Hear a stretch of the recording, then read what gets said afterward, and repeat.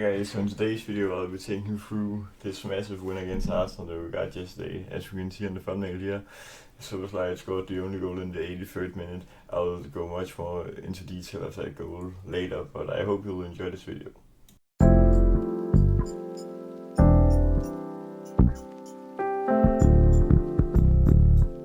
So yeah, let's get right into it. Obviously, we probably expected this was gonna be a quite tactical game, but obviously it was very boring in the first half. It was first when we clicked the speed in the second half that we were pressing towards the goal. Arsenal didn't threaten us that much because their only game plan was obviously corners as always. It's just as if they can't win football matches without at least one of their goals being on set pieces.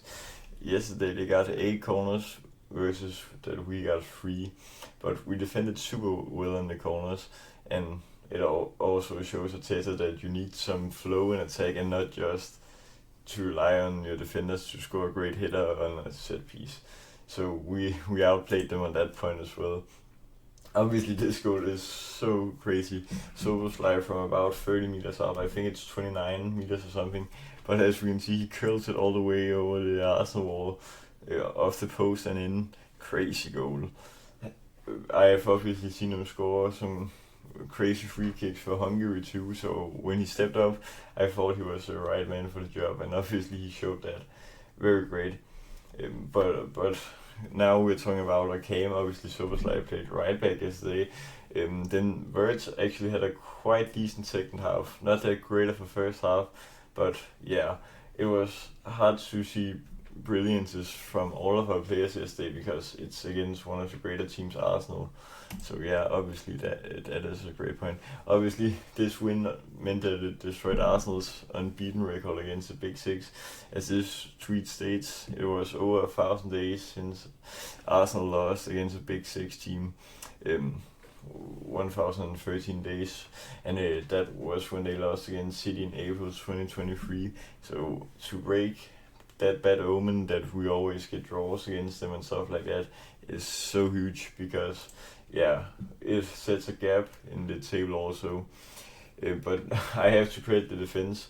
After SA came on, it was very frightening to play against him. He was dribbling quite well, and obviously Madueke was also quite solid, but Kyrgyz yesterday was very great. Obviously Van Dijk also, and of course Soboslai at right back, what a cameo. Obviously also got the goal, but his defense was also super great.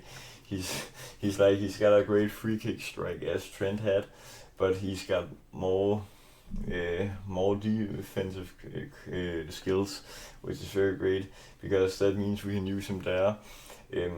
If we've got an injury to either Bradley or Frimpong, as the situation is right now, I think Bradley was ready, but just not match fit yet. So I'm super happy that Soboslai could play his second match in a row at right back. He was also quite good against Newcastle. As I talked about in my last match breakdown, I thought it was Konate that cost us in that game against Newcastle with the 2 goals, but I also think yesterday he was quite solid to go for Van Dijk in the centre back partnership. So I'm so happy for that. Obviously this was a huge win. Now we're the only team to win 3 out of 3 games, which means 9 points. And that means we are 6 points ahead of City because they lost yesterday, as I also predicted in one of my previous videos. I think it was the match breakdown, that it could be a banana skin against Brighton, and it was. They lost 2-1 there, copy paste of last season where they also led 1-0 and threw it and lost 2-1. Obviously we're now 3 points ahead of Arsenal because of the win yesterday. That's very huge, and we're the only team to go with Chelsea and Palace, who still have the invincible dream. I obviously only believe that we can go and get it, but I think it's so unrealistic to target an invincible season.